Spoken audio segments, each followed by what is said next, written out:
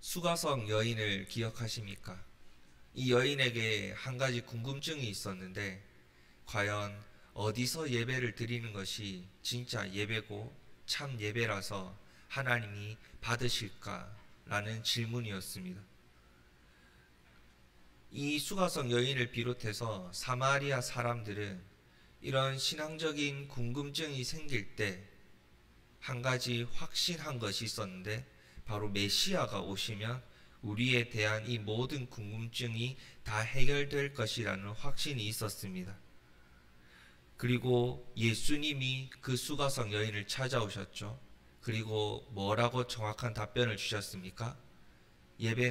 참 예배는 장소가 아니라 영과 진리로 드리는 것이다 라고 그 답변을 해 주었습니다.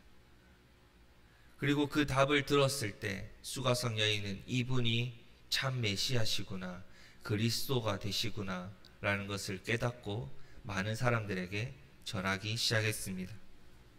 궁금할 때마다 예수님이 나타나셔서 대답해 주실 수 있다. 선택의 기로에 섰을 때마다 예수님이 인도해 주신다. 정말로 그 예수님이 나와 함께 계셔서 어려울 때마다, 힘들 때마다, 선택의 순간마다 나타나셔서 답을 정확하게 해주시면 그것만큼 좋은 게 없지요. 그런데 문제는 이 예수님이 2000년 전에 하나님 아버지께서 주신 사명을 다 감당하시고 하늘로 올라가셨다는 겁니다. 예수님은 이 땅이 아니라 지금 하늘에 계십니다. 그럼 우리가 믿음이 흔들릴 때마다, 신앙의 궁금증이 생길 때마다 이제는 어떻게 우리가 살아갈 수 있을까요?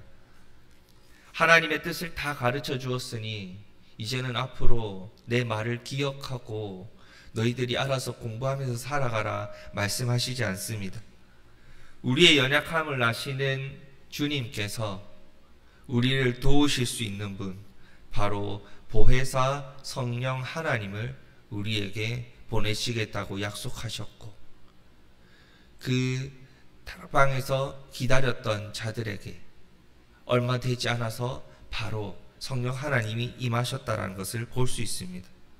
주님이 보혜사 성령을 보내지 않으셨다면 우리는 사마리아 여인들처럼 여전히 영적으로 어둠 속에 머물러 있었을 겁니다.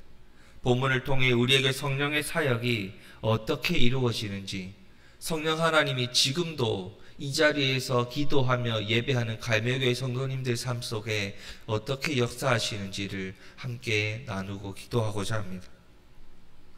보혜사 성령 하나님은 진리의 영이십니다.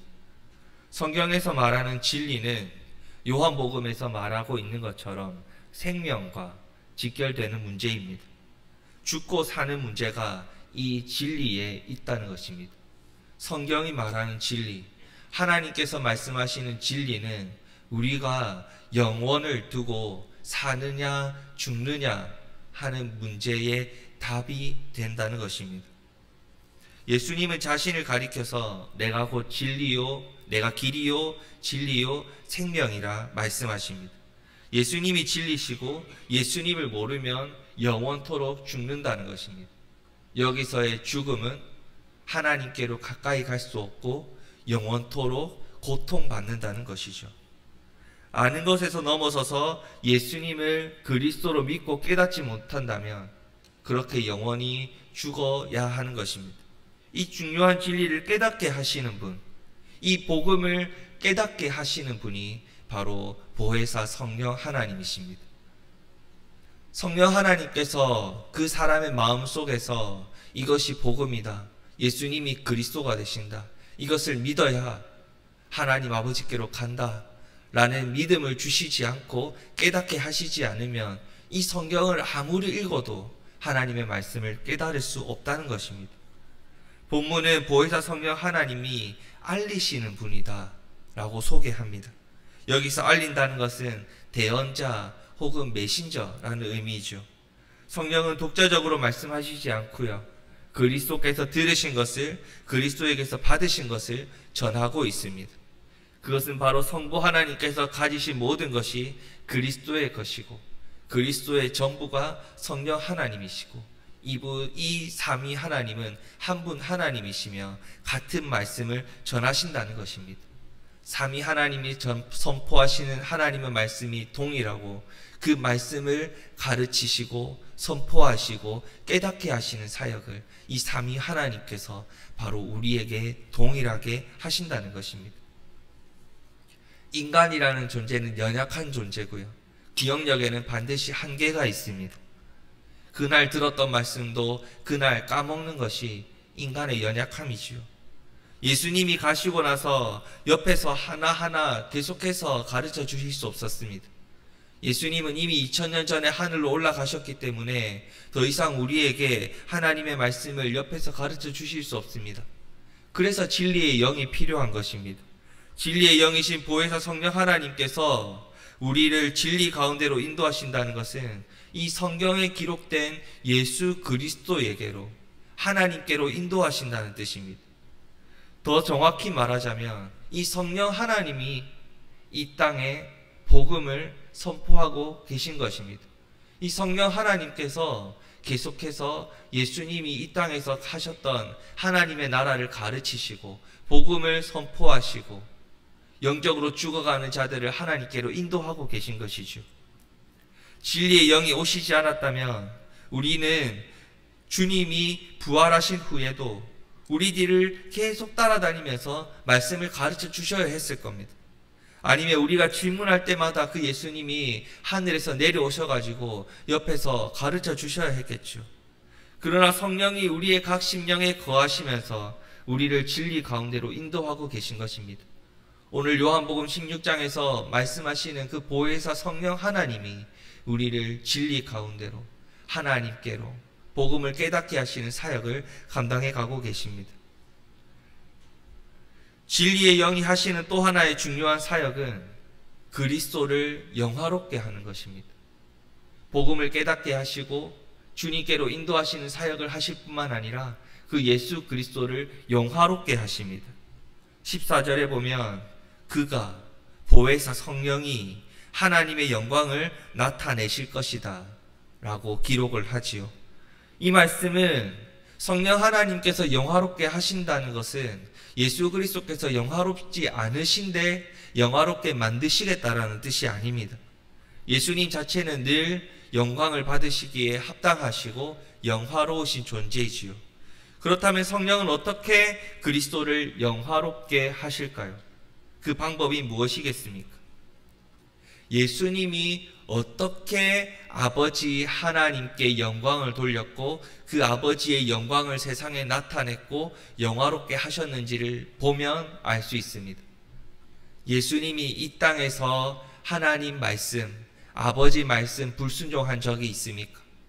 예수님이 3년 동안 공생의 사역을 하시면서 구약의 많은 선지자들을 통해서 예언했던 하나님의 말씀을 하나하나 빠짐없이 성취해 가시는 것이 바로 예수 그리스도의 사역이었습니다. 즉 예수님은 말씀에 순종하시는 것으로 하나님께 영광을 올려드렸고 하나님을 영화롭게 하셨다는 것이죠. 성령 하나님도 마찬가지입니다. 성령 하나님도 하나님 말씀에 순종하심으로 예수 그리스도께서 성령 하나님께 주신 말씀을 온전히 세상에 전하는 것으로 순종하는 것으로 예수 그리스도의 영화로우심을 온전히 나타낼 수 있습니다. 인간은 어떠했습니까? 하나님께서 아담과 하와를 창조하셨죠. 하나님의 말씀에 순종해서 에덴 동산에서 주신 사명을 감당하는 것이 온전히 하나님을 영화롭게 하는 것이었습니다. 그런데 하나님 말씀에 불순종했고 아담과 하와는 하나님의 영광을 드러내지 못했습니다. 그런데 예수 그리스도는 하나님의 모든 명령을 순종하심으로 그분의 영광을 드러내셨죠. 우리 인간도 어떻습니까? 부모님의 말씀에 순종하지 않는 아이들, 이들을 향해서 부모님들이 다시 가르치는 이유가 무엇입니까? 그들이 불순종할 때에 부모님의 말씀에 귀 기울이지 않을 때 부모님의 권위가 훼손되기 때문입니다. 누군가를 영광되게 한다는 것은 그가 원하는 대로 순종하는 삶을 살아가는 것입니다. 우리 역시 하나님의 영광을 위해서 살아가겠습니다. 하나님께 영광을 올려드리겠습니다. 그것은 예배를 드리는 것, 기도하는 것, 그 모든 것을 한마디로 요약할 때 바로 하나님 말씀에 순종하며 살아가는 것이 하나님께 영광을 올려드리는 것입니다. 이제 우리는 내 안에 함께 하시는 성령 하나님을 의지해서 그분의 인도하심을 따라 살아가고 있습니다. 성령 하나님은 지금도 내 마음속에 함께 하셔서 내 안에 내주하셔서 하나님의 말씀을 가르치고 계시고요. 하나님의 말씀을 깨닫게 하고 계시고요. 그 말씀으로 예수 그리스도께로 하나님께로 인도해 가고 계십니다. 그리고 성령 하나님께서 내 마음속에 함께 하셔서 하나님의 말씀을 깨닫게 하시고 그 말씀에 순종하게 하셔서 우리의 삶을 통해 하나님께서 영광을 받으십니다. 그러니 창조의 목적에 따라 우리가 순종하며 살아가는 것이죠. 진리의 영이신 성령 하나님께서 내 안에 함께 하셔서 우리가 하나님 앞에서 칭찬받을 수 있도록, 사랑받을 수 있도록, 하나님께 영광 돌릴 수 있도록 우리의 삶을 주장하시는 것입니다. 세상은 기본적으로 거짓을 사랑합니다. 진리를 배척하고 미워하고 밀어냅니다. 하지만 우리는 다르다는 것을 보여줘야 합니다. 오늘도 내 안에 성령 하나님이 함께 하셔서 그분이 부르시고 인도하시고 이끄시는 대로 오늘을 살아가야 하는 것이 주님의 영광을 위해 살아가는 하루가 되는 것입니다. 내가 아니라 오직 말씀과 더불어 성령 하나님께서 함께 하고 계시니 걱정하지 마십시오. 성령 하나님이 인도하시는 대로 살아가면 그것이 완전히 순종하는 삶입니다. 성령 하나님께서 주시는 마음에 순종하며 살아가는 것이 오늘 우리가 해야 하는 것입니다. 성령이 우리 안에 거할 때 우리는 더 이상 어둠에 거하지 않고 빛의 자녀로 오늘을 살아가게 될 것입니다. 그 순종의 삶을 통해 하나님이 영광 받으실 것입니다. 그 순종의 삶, 이 세상에 복음을 가지고 나아가 빛과 소금의 역할을 감당하는 것이지요. 세상을 책망하시고 진리로 인도하시는 성령의 인도하심을 따라 오늘도 온전히 하나님의 영광을 위해 살아가시는 갈매교회 성도님들 되시기를 주님의 이름으로 축복합니다. 이 시간 말씀을 붙들고 같이 기도하겠습니다. 세상을 책망하시고 진리로 인도하시는 성령님을 따르며 주님의 영광을 드러나는 삶을 살아가게 하여 주시옵소서. 같이 기도하겠습니다. 오늘도 변함없이 내 마음속에 내 삶 속에 성령 하나님이 함께 하고 계십니다. 그 성령 하나님이 말씀하시는데 내 마음과 생각이 귀를 기울여 하나님 말씀에 순종하는 삶을 살아가게 해달라고, 성령 하나님과 동행하는 삶, 그분이 인도하시는 삶을 살아가게 해달라고 같이 기도하겠습니다. 교회를 위해서도 기도해 주십시오. 담임 목사님의 영육의 강건함을 위해서 기도해 주시고요. 지금 갈매교회가 감당하고 있는 부흥주간 전도의 열매를 단 한 명의 영혼이라도 매적하며 함께 예배할 수 있도록 기도해 주십시오. 마지막으로 개인적인 기도의 제목을 가지고 기도해 주신 뒤에 자유롭게 돌아가시겠습니다. 기도하시겠습니다.